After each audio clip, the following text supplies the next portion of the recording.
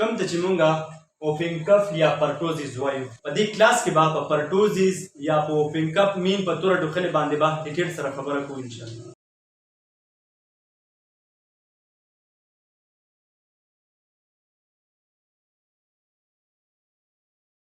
بسم الله الرحمن الرحیم. السلام علیکم ورحمۃ اللہ وبرکاتہ. نن به یو بل ډیزیز ډسکس کوو کم ته چې مونږه اوپن کف یا پرټوزیس وایو مین چې کم ته مونږه توره ټوخلې وایو. نو دا کلاس مونږ سره تر اخره پورې وګورئ. په دې کلاس کې به په پرټوزیس یا په اوپن کف مین په توره ټوخلې باندې به ډیټیل سره خبره کوو انشاءالله. اوس به مونږ راشو خپل ټاپک طرف ته. ډیفینیشن کې مونږ وګورو نو مونږ وایو چې یاره دا مونږ سره یو اپر ریسپیریټري ډس آرډر دی چې کله مونږ سره انټي ټاکسن ریلیز شي مطلب څوک یې ریلیز کړي باډي ټیله پرټوزیس او هغه مونږ سره زمونږ د ریسپیریټري ټریک چې کوم دی کم کې چې مونږ سره اپیتیریل سیل یا مطلب اپیتیریل وال دی هغه سره اټیچ شي او هغه مونږ سره ډیمیج کړي او هغه مونږ سره انفلیمیشن هلته کې انفلیمیشن وشي او د هغه انفلیمیشن د وجې چې کوم ساوند مونږ سره یا کپ مونږ سره پروډیوس کېږي نو هغې ته مونږ اوپن کف وایو.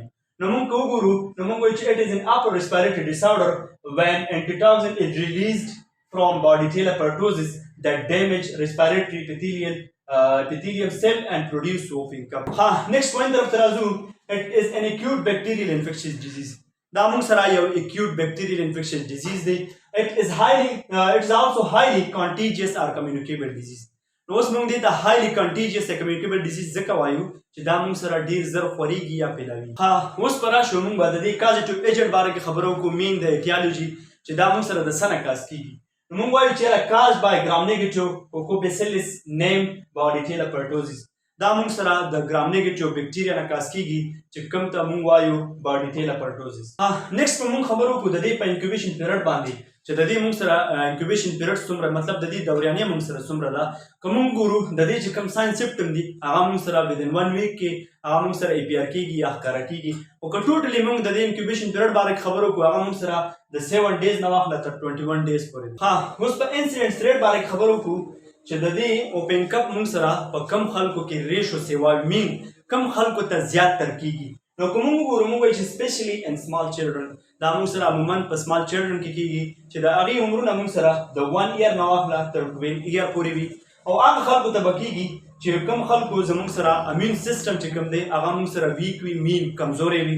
او یا به هغه خلکو ته زیات تر کېږي چې کوم مونږ سره ان امیونایزیشن یا ان ویکسینیټډ پیپل دي چې کوم خلک په خپل وخت باندې د خپل ویکسینیشن خیال نه ساتي یا خپل ویکسینیشن مطلب د دې چې کوم ویکسین کېږي هغه مونږ سره په ټایم باندې نه کوي.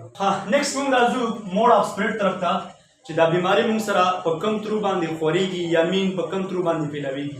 که مونږ وګورو د دې موډ اف سپریډ چې دی مونږ سره earborne droplets دی مین چې کوم انفیکټډ پرسن دی هغه مونږ سره ټاکینګ کوي یا مثال مونږ خبرې کوي یا مثال مونږ سره سنیزینګ کوم ته چې اترشنګي وایو یا کپینګ په ترو باندې هم د دې چې کوم دی مونږ سره مطلب موډ اف سپریډ کېږي یا خورېږي مونږ سره. او که بل وګورو مونږ وایو چې کلوز کنټیکټ وذ د انفیکټډ پرسن چې کوم انفیکټډ پرسن دی او هغې سره مونږ کلوز کنټیکټ ساتو د هغې په ترو هم دا پیلاویږي یا خورېږي. اوس به مونږ د دې ساین سمپټم باره کې خبرې وکړو چې کوم کس ته اوپن کپ کاز شوی وي نو هغه ته به کوم کوم علامات وي. فرسټ اف آل که مونږ وګورو د دې مونږ سره ساین سمپټم مطلب ډفرنټ دي. د دې مونږ سره 3 مین سټیجز دي. نو په هر یو سټیج کې چې کوم دی د دې چې کوم ساین سمپټم دي هغه مونږ سره مختلف دي. هغه سټیجز مونږ سره کم کم دي. فرسټ اف آل چې کوم دی مونږ سره نمبر 1 چې کوم دی مونږ سره کیټرل سټیج دی. نمبر 2 چې کوم دی مونږ سره پروکسیسمل سټیج دی. او نمبر 3 چې کوم دی هغه مونږ سره کنولسن سټیج دی. نو د دې واړو سټیج باره کې به ان شاء الله ډیټیل سره خبره کوو. فرسټ اف آل مونږ به د کیټرل سټیج طرف ته راشو چې کوم ته مونږ یو موست هایلی کانټیجیس یا انفیکشن سټیج هم ویلی شو. په کوم سټیج کې مونږ سره چې دا بیماري اوپن کپ ډېر زر خورېږي یا پیلاویږي نو هغې کې به مونږ سره چې کوم ساین سمپټم وي فرسټ اف آل مونږ سره لاک ګریډ فیور به وي. ورسره به چې کوم دی مونږ سره کف وي رینوریا مین رنی نوز به وي. ورسره کنجکټیوایټس او د ټیر چې کوم پروډکشن دی مطلب د سترګو نه چې کوم اوښکې راتلل دي هغه به ډېر زیات مقدار سره کېږي. د سټیج خبر روانه وه.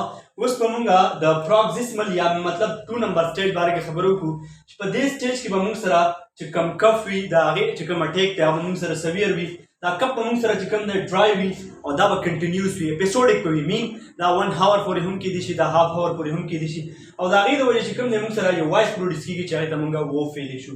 او لاست کې به چې کوم دی وومیټینګ به کوي دا پیشنټ چې کله وومیټینګ دی سټارټ کړي نو دې سره به چې کوم دا کف دی دا به موږ سره ریلیز کېږي مطلب دا به ختمېږي. ها راځو تر نمبر سټیج باره کې خبره کوو کوم ته چې موږ کنولسنټ یا ریکوري سټیج هم وایو. په دې سټیج کې به دا کېږي چې کوم اپیسوډ کف دی موږ سره هغه به موږ سره ریلیز شي مطلب کف به موږ سره چې کوم دی مین په ختمېدو شي او چې کوم ووفینګ وایس دی کوم لاؤډ وایس دی د کپو هغه به موږ سره ریلیز کېږي مطلب ډسپیر کېږي به هغه به ختمېږي موږ سره.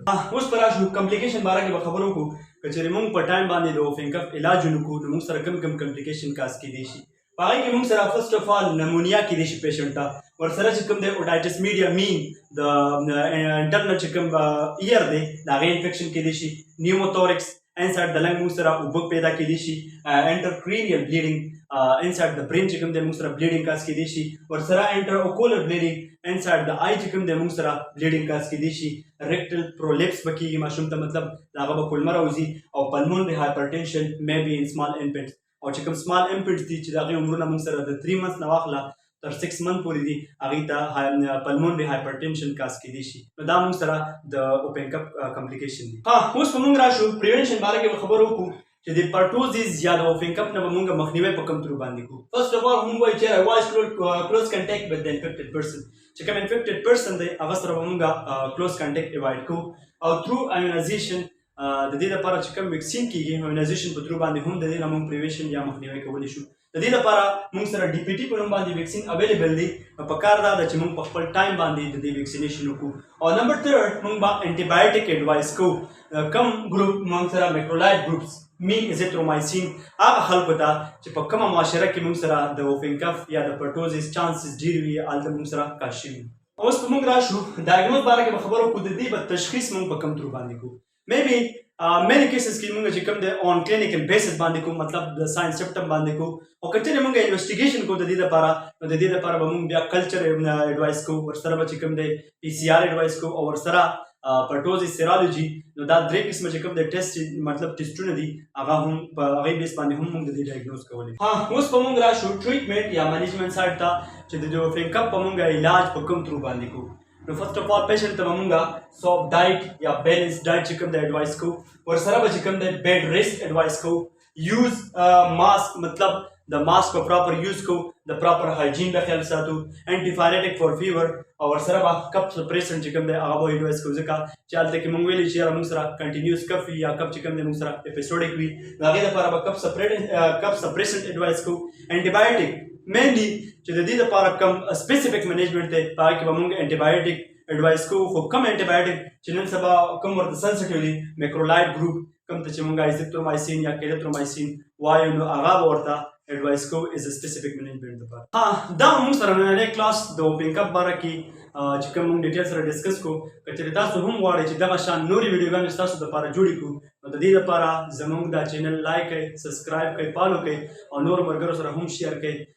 حاضرېږو به یو بل نوي ټاپک سره تر هغې وخته پورې ما دغه کې اجازت د الله پامان.